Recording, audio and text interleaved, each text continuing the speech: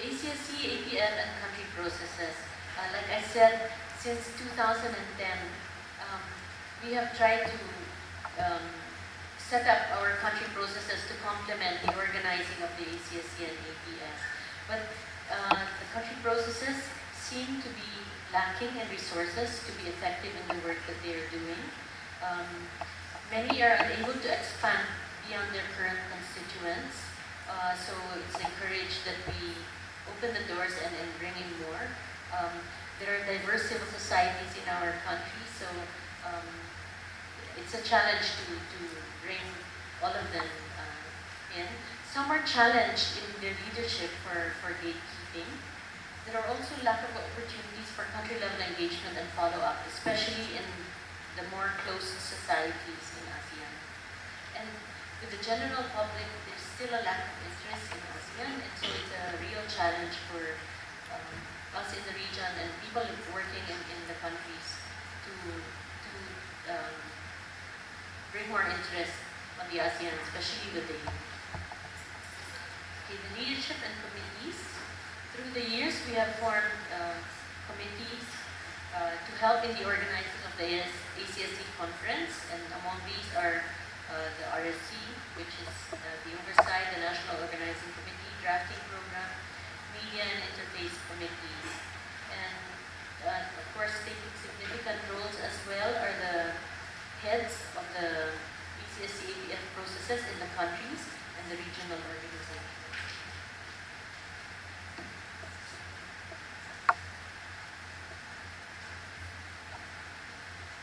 The conference statements. We have received to date one from Timor Leste, and they're not even a member of the ASEAN. So another issue about conferences would be how the statements are being done. For the first 8 years, the ACSC APF conference was decided on during the conference and issued after the conference. Beginning 2015 and this year, there was a process to summarize the issues ahead of time so that this could be given to the ministers way ahead of the summit. So I think there have been a lot of comments on the propriety of such a process of issuing a statement. So I think this is one thing that needs the urgent attention of the steering committee and the body that will be looking at the future of ACSC. And I have spoken as well about the language and ACSC. So simultaneous translations, I think, need to be included in our cost considerations in the future so that grassroots leaders can have more active participation both in the leadership and in the conduct of our conferences.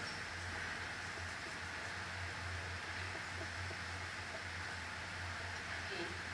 The interface, it's a very contentious issue all these years. There is a view that it is a symbolic gesture of recognition by ASEAN of civil society. But our 10 years has also shown that it has been a very contentious history. There's division amongst us of the value of the interface. And with regards the ASEAN, they have actually shown that there's diminishing significance of the interface in the eyes of the ASEAN. In 2009, it was downgraded from a compulsory event for heads of state to a voluntary event, so that now we are not assured that all heads of state would be coming to participate in the interface.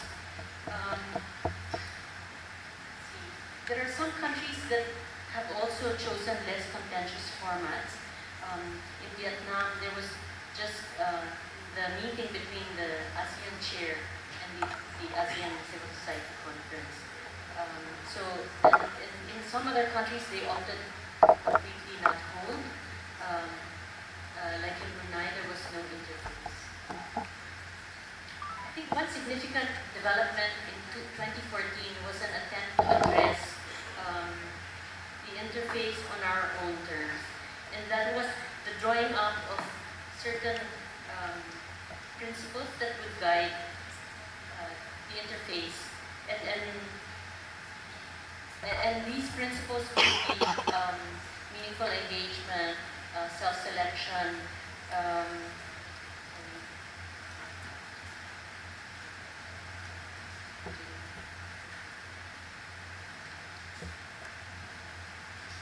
sorry, I'll come back to that. So, using these principles, civil society at the last minute decided not to participate in the interface. Of course, it really shamed the Myanmar host, but on the part of the ACSC, it was a rather painful process to not to participate, but it was a step forward for us because it was based on the 4 principles for participation that we had drawn up to guide our action.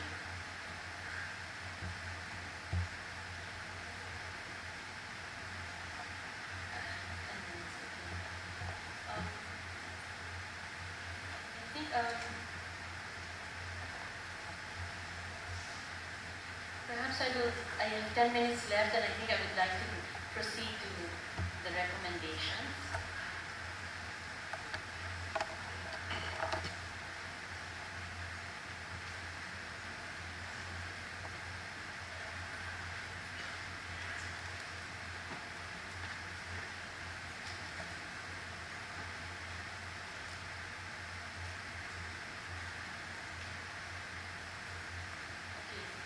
Among the recommendations, of course, would be to hold the ASEAN members and member governments to account to the ASEAN Vision 2025, because this is where they state that people-centered ASEAN is now, people-oriented, people-centered ASEAN is now the model for our engagement. Second, to approach the engagement by addressing the differences amongst ASEAN members, framing the discourse so that we can allow them to overcome those differences. For example, I already cited that we need to demonstrate that participation benefits governance of all ASEAN member countries. And we need to highlight the basic elements of participation and to use consensus positively and progressively rather than to encourage stagnation or retrogression using the consensus mode. Next, knowing the limits and possibilities of engaging a people-oriented, people-centered ASEAN. I think Professor De Dios also spoke about the limits and possibilities and going beyond that. But I think what we also need to see is that ASEAN itself is going through that evolutionary process of understanding what the people-oriented, people-centered ASEAN means. So we need to look at differentiated approaches. We can't see them as a homogeneous organization. We need to partner with progressive governments or those with perspectives that are similar to ours and use that to propel ASEAN to more dynamic processes and activities. And so we also need to do some collective, regular, and informed scanning amongst us so that there's a common understanding of the object of our engagement.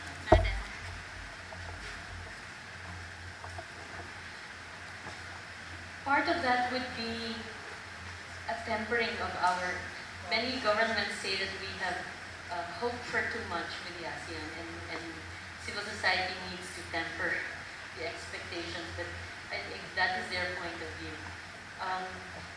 Next, another recommendation has been to use the different contexts and pressure points to create positive environments for civil society engagement. So, the model of multi-stakeholder engagements with shared agendas has been proposed. And this is to lessen the contentious relationship between civil society and government, so that perhaps if we can bring in legislators, human rights institutions, academicians into the engagement process, perhaps there might be a softening and a greater understanding might be encouraged in that.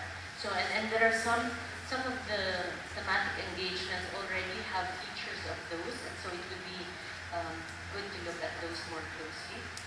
Of course, we hope for greater understanding of civil society by ASEAN, and we should be delivering key positive messages about civil society because ASEAN member governments proceed from their experience of negative relations with with civil society. So the burden is on us to show that we have positive policy recommendations, and they are rooted in evidence and our closeness with the grassroots, and we know of the impact of policies on the people and communities. So as I said, there is a big terrain of civil society engagement with ASEAN. There's the thematic level, the country level, engagements with ASEAN bodies. There are those that link global advocacies with ASEAN advocacies. So a multiplicity of engagement is most desirable, owing to civil society's own preference for having multiple initiatives as well. It's reflective of civil society's diverse approaches, different capacities and resources to engage. I think sometime earlier this year there was a proposal to institutionalize the Secretariat of the ASEAN and of the ACSC-APF, and I think that brought a lot of fear from many of the country groups that an attempt to centralize would kill the spirit of the dynamism that's coming from the different initiatives in civil society. So I think multiple engagements would be the trap, but the challenge would be how to coordinate those. For example, as you saw today, the migrants are full speed with their engagement, and it was a good opportunity to hear more about that today in plenary. So perhaps in future ACSC-APFs, it would also be good to hear from those engaging in social forestry or rural development, and those who are actually engaging the senior ministers already, looking at very concrete policies that are affecting farmers and indigenous people, so that our idea of engagement can be broadened to include other sectors beyond just civil society.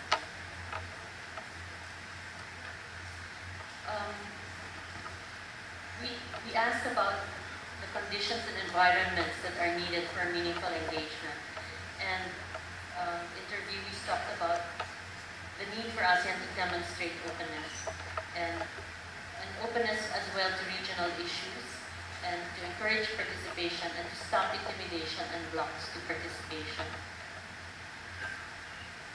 So how do we turn a de facto downgrading of ACSC-APF status to a more robust engagement? So we need to situate the ACSC amidst the entire terrain of engagements that I talked about previously.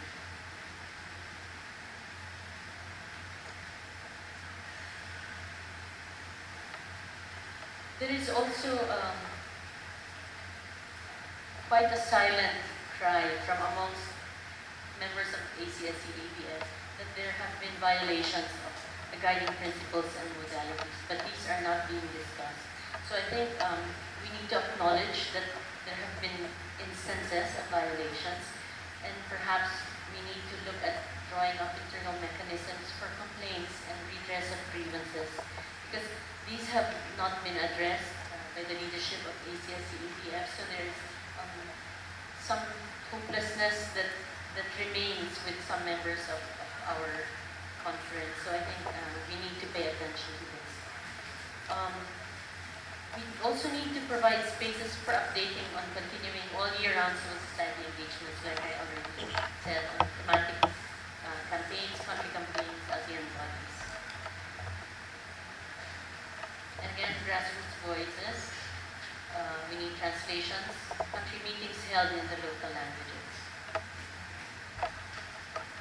On the conference statement, we need to look at the propriety of signing it as a conference statement, and how effective we are in submitting it to the ANM, and how effective we have been in submitting laundry lists of issues all these years. The ASEAN has commented that they cannot possibly respond every year to this whole list of issues. So there's some kind of prioritization that we need to be doing. On the interface, the issue of ownership of the interface, I think, is a root for the contentiousness of the interface. use it as informal dialogue with civil society, where they define the contours of the dialogue, which means they invite the participants, they determine the matter to be discussed, while we have the understanding that the interface is ours. And we have always maintained that civil society chooses its own delegates. So with this difference in starting points, I think we need to really resolve how we are viewing the interface. And that will determine how we will engage the ASEAN on this. There have been suggestions to depoliticize and to decouple the interface from the ASEAN Civil Society Conference for the reason that the community building is marred by the interventions of governments in the process, and so it prevents us from dealing with each other harmoniously. So it's something to think about for the body that will be discussing this. There is also the idea of an expanded interface, where not only the ACSC-APF sits to represent civil society, but to include other engagement platforms.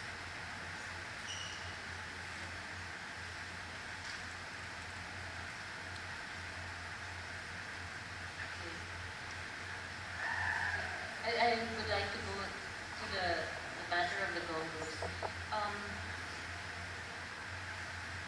The matter of Gongos has been brought up by many of the interviewees, and this is because people feel that their space has been taken over or that they're prevented from participating. And so I think we need to look at our guiding principles modalities and look at operational guidelines on how we can make space for everyone. We call on everyone to open the space and have marginalized and disenfranchised people to come in. We are not saying that other groups must be kept out, but to allow the open space to be available for everyone and for everyone's views to be heard.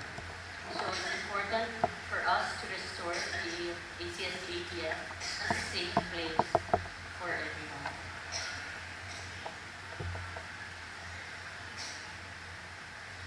Okay. With regards to resources and financial accountability, there have been quite a number of issues on accountability, transparency, on how resources are being raised and how perhaps receiving monies from governments may compromise the independence of leaders of the ACSC-APF. So I think it's about time also that we look into this and perhaps draw some guidelines on how we use financial resources, how these are being devoted to the participation of diverse groups, and of course accountability and transparency on how funds are being used before, during, and after the conference. And there are many learnings from the past that we can draw from to come up with a principle. So I will end here. What you have are about 30 pages of just a summary. So I invite all of you to give any more feedback or suggestions that you have not heard, which you think should be part of this in the next few minutes. And up to the 19th of August, I will still be receiving any more written comments from all of you. This is the email address where you can send it. STAA2016@gmail.com. So if you can send that to me by August 19th, then we will still be able to include them. Although from the process that Gerald already described, those who belong to country processes, you will have the chance to be able to also put in your inputs. Thank you for your patience.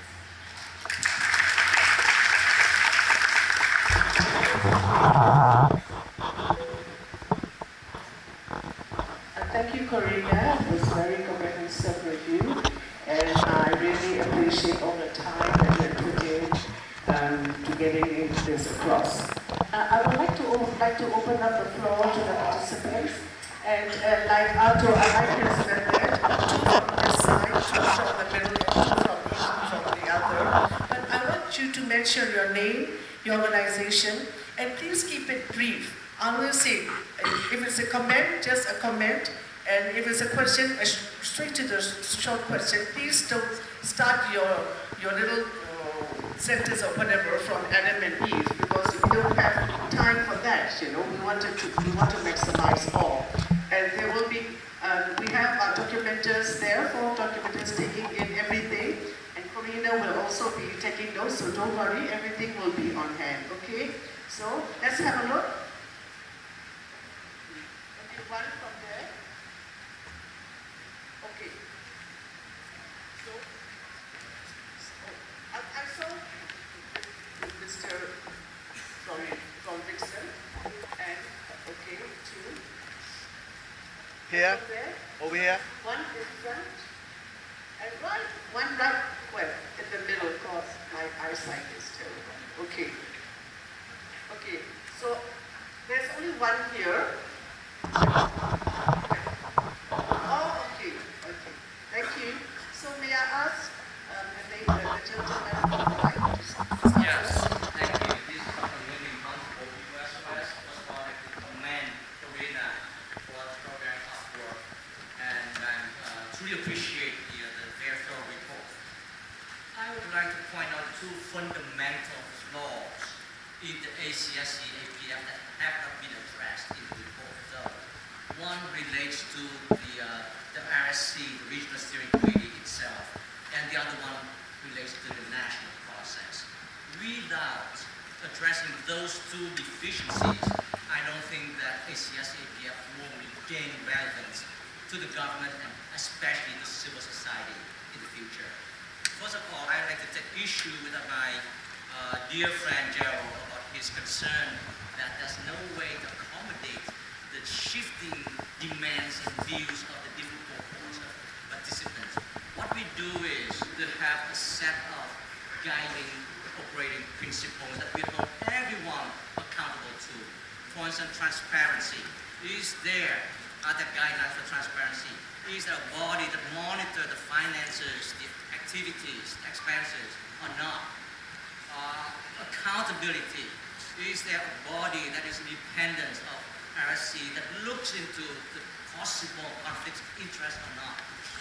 That is missing. I call upon ASC, APF, especially the new leadership in the Philippines to please look closely into that and reform it. Secondly, the national process by itself is a problem for many countries like Laos and Vietnam, where the Gongos, those organizations set up by the government to control the civil society, they pose themselves as the voice of civil society to be here. And now, as we go through the national process, we agree to the process being hijacked by Gongos. Yeah. Early this year, there were 2 processes in Vietnam, 2 national processes in Vietnam, and Gerald and others know that very well. So somehow one group got selected. The other group, the Vietnam Independent Civil Society Organization, VIXON, was not selected. So what was the procedure? What are the criteria? What are the standards? What was the process? I would like to know. I'm still in the dark right now. Who selected one? Yeah! Yeah!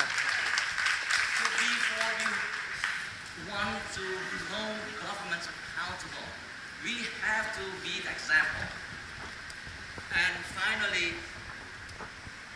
actually we are activating the phenomenon of shrinking civil space for the people of ASEAN. Because we unintentionally maybe have excluded the true voices of civil society in countries like Vietnam and Laos. Thank you. Yeah. The gentleman in the middle. Someone who will present. Yes? Yes? Hello. My name is Galileo from Focus on the Global South, Philippines. And I'm going to raise some critical issues about the statement. I prepared a written document, so it was reading you. So, we are of the opinion that there's a need to review and change the process of adopting the ACSC EPF CSO statement. Point number 1. we recognize that it has always been a challenge among CSO in arriving to a common position, a common voice of the ASEAN civil society, as we CSOs in ASEAN hold different views, different perspectives, different opinions. And I'm sure everyone here in the room are thinking persons that will not simply agree to any position.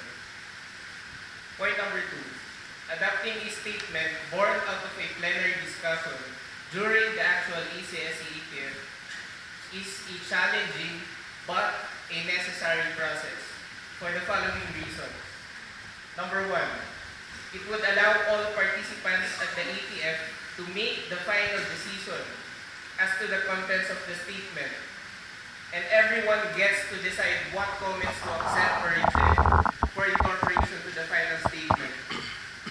Reason number 2, this is so not only a few people from the organizing or drafting committee get to decide what comments to accept or reject. While some may say that they have taken into consideration all inputs and feedback in preparing and disseminating the final statement through possibly online consultations or email exchanges, this is still certainly an undemocratic process, as only few people arbitrarily decide what is incorporated and what is left out of the ACSC-ETF statement. And there is no process of discussion, debate, and decision-making of all ACSC-ETF participants. Because after all, this is the ACSC statement. Reason number 3, this is with the recognition of the significance of the ACSC-ETF statement. My brother, yours is a very good argument. I myself like it because I want to endorse it. But because of time, because I see that you have written it down, you can send it directly to the email address which Corina has given, right? With all due respect, I also want to register our recommendation. Because it's only a few lines here. Okay. Sorry. A few lines, okay? Yeah. So going back, this is with the recognition that the significance of the ACSC-ETF statement is where we all collectively voice out our common position, our common stance as ASEAN civil society. So, moving forward, the proposed changes and improvements in the process of adopting the ACSC-ETF statement are the following. I only have a few lines here, so please bear with me. Number 1, ACSC-ETF statements in the future shall not be issued until after it is openly discussed, debated, and approved by all participants of ACSC-ETF. Thank you so much, because we have to give time to the other people. Please send it to Corina's email address, and I'm sure she will consider it and sort of try to incorporate it. Thank you so much. Another from here. Which one? Okay. The one at the back? Yeah, you're right. Okay, thank you. My name is Bing. I'm from the Vietnam Peace and Development Foundation, registered with a consultative status under the BPSOS of the United Nations. This is my fourth forum, so I'd like to say the following. Practical proposals. I think that as we are limited in terms of resources and time, so my proposal is that for the next forum to choose fewer topics, but with a longer and deeper discussion.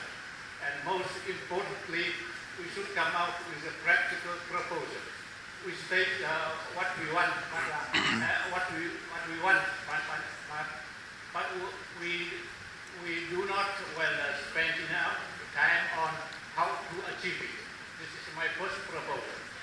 My second proposal is that we should devote more time to the host country, for example. So I'd like to hear information on the operation and the work experience of the team, our Timorese friends here. So this is missing. How they could come to signing an MOU with the government. What if they disagree and what if they oppose? etc. So I think that, diversity is our strength. ASEAN reality is diverse, but let's keep, our regional solidarity for unity in diversity. Thank you.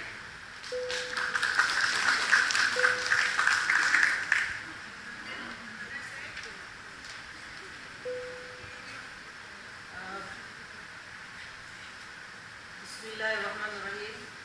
Assalamualaikum warahmatullahi wabarakatuh. Good afternoon, everybody. I'm Pangeran Datin Mariam from Brunei Darussalam, and I'm representing the Council of Women of Brunei Darussalam, and also a member of the Regional Steering Committee for Brunei Darussalam. There are 2 points I want to raise. One is to, first of all, I'd like to congratulate Corina for having done this so far, and I'm so glad also the REC has already decided to make time for Corina to revise the versions, and inshallah we'll submit to you whatever our comments later on. But there are 2 points which are pressing, which I feel I would like to point out here.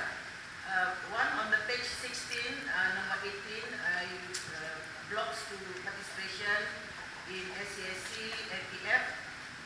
On point 4, can I have some clarification to your report that UN's entry to Brunei to attend the SCSC NPF 2013 was no longer welcome for the reasons stated in your report?